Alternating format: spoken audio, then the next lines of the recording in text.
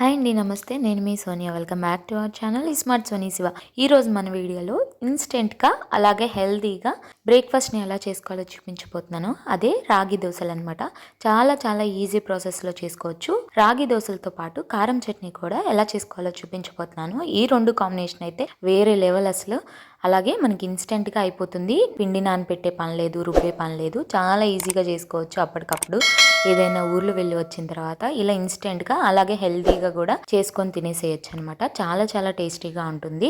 వీడియోని స్కిప్ చేయకుండా లాస్ట్ వరకు చూసేయండి. మన ఛానల్ ఫస్ట్ టైం చూస్తుంటే సబ్స్క్రైబ్ చేయండి. ముందుగా ఈ రాగి దోశ కోసం ఒక మిక్సీ జార్ తీసుకొని అందులోకి 1 కప్పు దాకా రాగి పిండిని అయితే వేసుకోవాలి.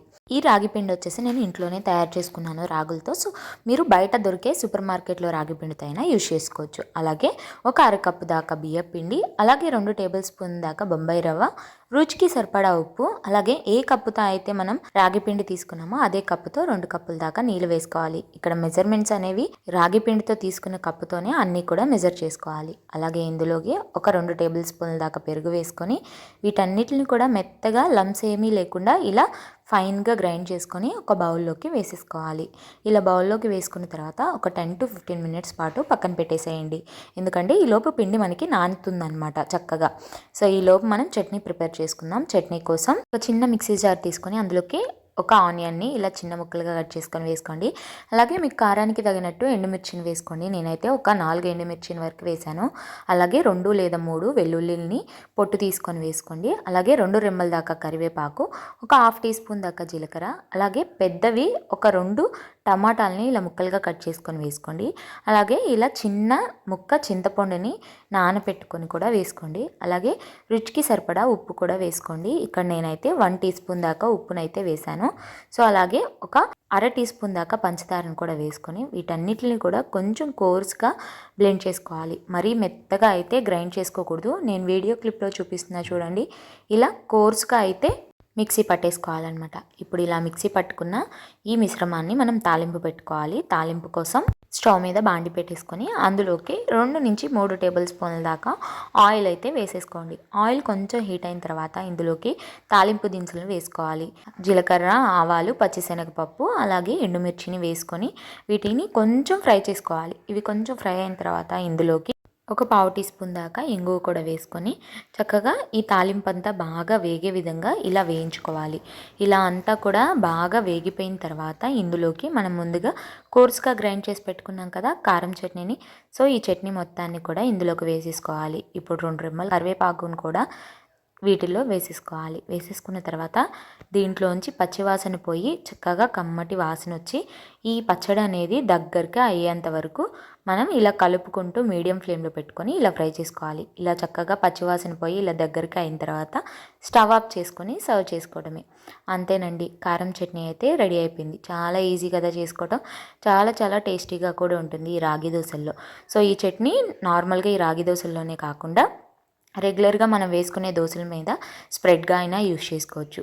సో ఇప్పుడు ఈ చట్నీని పక్కన పెట్టేసుకొని ఈలోపు మనం నానపెట్టుకున్న రాగి పిండిని అయితే చూసేద్దాం. చూడండి, రాగి పిండి అనేది చక్కగా నానిపోయింది. నేను ఒక 15 నిమిషాల తర్వాత చూపిస్తున్నాను, చూసారు కదా. సో ఇప్పుడు ఇందులోకి మనం కొన్ని ఇంగ్రీడియంట్స్ని అయితే యాడ్ చేసుకుందాం. ఇప్పుడు ఇందులోకి 1 టీ స్పూన్ దాకా జీలకర్రని వేసుకోవాలి. అలాగే ఒక 1/2 టీ స్పూన్ దాకా మిరియాల పొడిని కూడా వేసుకోండి. అలాగే సన్నగా కట్ చేసుకున్న కరివేపాకుని ఒక 2 రెమ్మల దాకా వేసుకోండి. అలాగే ఇందులోకి ఒక 1/2 కప్పు దాకా నీళ్ళని కూడా వేసుకోండి. నీళ్ళు వేసుకున్న తర్వాత బాగా కలిపేసుకోవాలి. కలిపేసుకున్న తర్వాత నేను మీకు కన్సిస్టెన్సీ చూపిస్తున్నాను చూడండి. మనకి ఈ పిండి కన్సిస్టెన్సీ అనేది ఇలా ఉండాలన్నమాట. బాగా పల్చగా వాటరీగా ఉండాలి. ఇక్కడ టోటల్గా మనం 2.5 కప్ దాకా నీళ్ళని అయితే వాడామన్నమాట. సో పిండి అనేది గట్టిగా ఉంటే దోశలు అనేవి బాగా రావన్నమాట. సో ఇలా కన్సిస్టెన్సీ వచ్చేంత వరకు కలుపుకోవాలి. ఇప్పుడు స్టవ్ మీద ప్యాన్ పెట్టుకొని కొంచెం ఆయిల్ని ఇలా గ్రీస్ చేసుకోండి. అలాగే సన్నగా తురుముకున్న క్యారెట్ తురుము, సన్నగా కట్ చేసుకున్న ఉల్లిపాయలు, అల్లం ముక్కలు, కొత్తిమీర ముక్కల్ని ఇలా వేసుకోండి. నేను ముందే కట్ చేసి పెట్టుకున్నాను, ఈజీగా స్ప్రెడ్ చేయడానికి బాగుంటుందని. సో ఇలా వేసేసుకున్న తర్వాత ఇప్పుడు ఒకసారి మనం పిండిని మళ్ళీ ఇలా కలుపుకొని దోశలు అనేది వేసుకోవాలన్నమాట. ఇలా ఒకసారి కలుపుకున్న తర్వాత ఒక గరిట పిండిని తీసుకొని ఇలా మనం చక్కగా నేను వీడియో క్లిప్లో చూపించిన విధంగా ఇలా స్ప్రెడ్ చేసుకోవాలి. ఇలా చక్కగా అంతా స్ప్రెడ్ చేసుకున్న తర్వాత ఫ్లేమ్ని హై ఫ్లేమ్లోనే పెట్టుకొని అంతా కూడా బాగా ఎర్రగా కాలేంత వరకు కాల్చుకోవాలి ఈ దోశని. సిమ్లో పెట్టకూడదండి, మీడియం ఫ్లేమ్లో కానీ హై ఫ్లేమ్లో కానీ పెట్టుకొని కాల్చుకోవాలి. కొంచెం ఒక 1 టీ స్పూన్ దాకా నూనెని వేసుకొని ఇలా ఒక సైడ్ కాలిన తర్వాత ఇంకొక సైడ్కి ఇలా ఫ్లిప్ చేసుకోవాలి. చూడండి దోశ అనేది చక్కగా క్రిస్పీగా వచ్చింది కదా. సో ఇలా చక్కగా 2 వైపులా కాలిన తర్వాత ఇలా చక్కగా పక్కకు తీసుకోవడమే. చూడండి చూస్తుంటే తెలుస్తుంది కదా రాగి దోశ ఎంత క్రిస్పీగా వచ్చిందో. సో ఇలా చక్కగా ఒకదాని తర్వాత ఒకటి వేసుకొని ప్లేట్లో పెట్టేసుకోవడమే. నేను ఇంకొక దోశ చూపిస్తాను చూడండి. ఇలా క్యారెట్ తురుము, ఆనియన్ తురుము వేసేసుకున్న తర్వాత వేడి వేడి ప్యాన్ మీద ఇలా మనం పిండి మొత్తాన్ని కూడా ఇలా స్ప్రెడ్ చేసుకోవాలి. మనం ఫస్ట్ టైం ఆయిల్ రాయాలి, కానీ నెక్స్ట్ టైం నుంచి మనం ఆయిల్ గ్రీస్ చేయాల్సిన అవసరం అయితే లేదు. ఇలా వేసేసుకున్న తర్వాత హై ఫ్లేమ్లోనే 2 పక్కల చక్కగా ఎర్రగా క్రిస్పీగా కాలేంత వరకు ఫ్రై చేసుకోవాలి.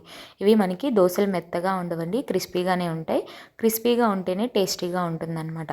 సో ఇలా చక్కగా 2 పక్కల చక్కగా కాలిపోయిన తర్వాత ఇలా ఫోల్డ్ చేసుకొని ప్లేట్లోకి సర్వ్ చేసుకోవడమే. ఇలాగే మీకు ఎన్ని దోశలు కావాలంటే అన్ని దోశలు వేసుకోవచ్చు. ఒకవేళ పిండి మిగిలితే ఫ్రిడ్జ్లో 1 డే వరకు స్టోర్ కూడా చేసుకోవచ్చు. చక్కగా ఇలా దోశలన్నీ వేసేసుకున్న తర్వాత మనం తయారు చేసుకున్న కారం చట్నీతో ఈ దోశలు తింటూ ఉంటే చాలా చాలా బాగుంటుంది. చూడండి మీకు దోశ తుంచుతుంటే తెలుస్తుంది కదా ఎంత క్రిస్పీగా వచ్చిందో. చూడండి టెక్స్చర్ అయినా ఇవి మాడిపోయినట్టు కాదండి, కలర్ ఏంటి ఇలా ఉంది అనుకోవద్దు, మనం రాగిపిండి వేసాం కదా. సో ఇలాగే మనకి ఎర్రగా కనిపిస్తాయి అన్నమాట. సో ఇలా చట్నీలో ముంచుకొని తింటే చాలా బాగుంటుంది. మీరు కూడా తప్పకుండా ట్రై చేయండి ఈ హెల్తీ బ్రేక్ఫాస్ట్ని, అలాగే కారం చట్నీని. మీరు కూడా ట్రై చేశాక మీ ఫీడ్బ్యాక్ని నాతో షేర్ చేసుకోవడం అస్సలు మర్చిపోవద్దు. ఈ వీడియో కనుక నచ్చిందని అనుకుంటున్నాను. వీడియో కనుక నచ్చితే వీడియోని లైక్ చేయండి, మీ ఫ్రెండ్స్ అండ్ ఫ్యామిలీ రిలేటివ్స్కి షేర్ చేయండి. ఇంకా ఇలాంటి ఎన్నో హెల్తీ అండ్ ఇన్స్టెంట్ బ్రేక్ఫాస్ట్ కోసం ఈ స్మార్ట్ సోనీ శివ ఛానల్ని సబ్స్క్రైబ్ చేయండి. ఈ వీడియో అయితే ఇంతే, మరొక మంచి వీడియోతో మళ్ళీ మీ ముందుకు వచ్చేస్తా. అంతవరకు సెలవు, బాయ్ ఆల్.